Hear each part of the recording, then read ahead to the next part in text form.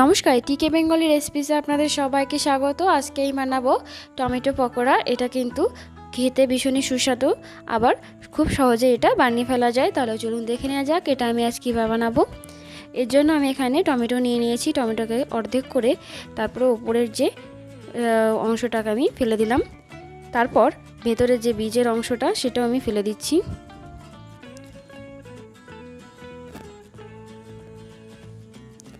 তারপরে এইভাবে একটা ছুরির সাহায্যে এরকম পাতলা পাতলা করে টমেটোটাকে কেটে নিতে হবে।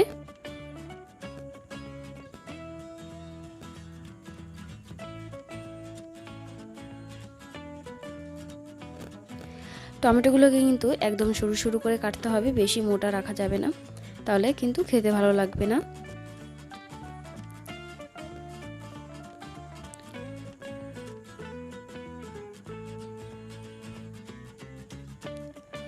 এইভাবে করে আমি সব টমেটোগুলো কেটে নেব। তারপর এটা আমি একটা বাটিতে তুলে রাখব। এবার ওই বাটির মধ্যে আমি একটা পেঁয়াজ কুচি দিয়ে দিচ্ছি, আর দিয়ে দেবো কিছুটা পরিমাণ ধনিয়া পাতা কুচি,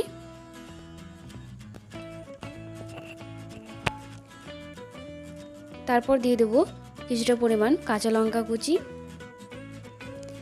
আপনাদের ঝাল অনুযায়ী আপনারা এখানে লঙ্কা দিয়ে দেবেন। এরপর এর মধ্যে পরিমাণ মতো লবণ দিয়ে দিচ্ছি, আর দিয়ে দেবো একটু হলুদের গুঁড়ো, তারপর দিয়ে দিচ্ছি একটু জিরার গুঁড়ো, ধনিয়ার গুঁড়ো, এরপরে দিয়ে দিচ্ছি হালকা একটু গরম মশলা। এরপর এর মধ্যে দিয়ে দেবো শুকনো লঙ্কার গুঁড়ো 1 চামচ মতো। তারপর এর মধ্যে আমি 4-5 চামচ বেসন নিয়ে নিচ্ছি।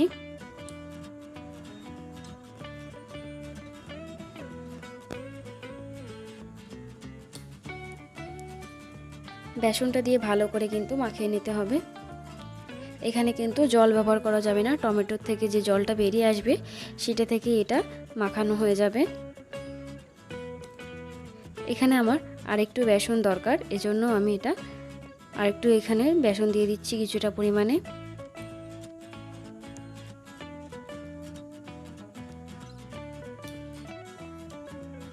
আমি এখানে আরও 3 থেকে 4 চামচ মতো বেসন দিয়ে দিচ্ছি।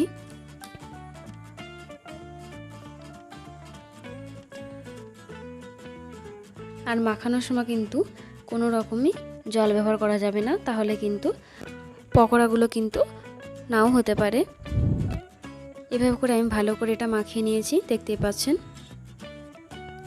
এরপর এটা আমি এখান থেকে একটুখানি হাতে এরকম ছোট ছোট করে বলের মতো করে নিচ্ছি। এরপর একটা গরম তেলের মধ্যে আমি এটা ছেড়ে দিলাম।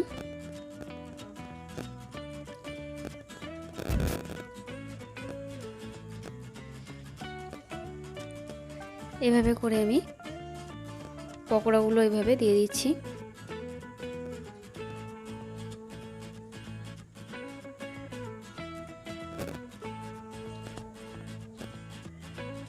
পকোড়াগুলো দিয়ে দেওয়ার পর এভাবে একটা চামচের সাহায্যে আমি এগুলোকে উল্টে নিচ্ছি।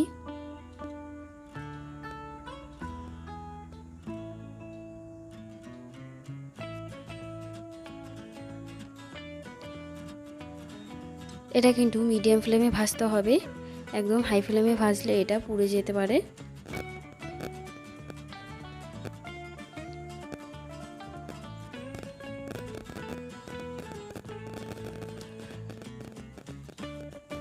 এরপর পকোড়াগুলোকে উল্টে পাল্টে কিন্তু ভালো করে ভেজে নিতে হবে।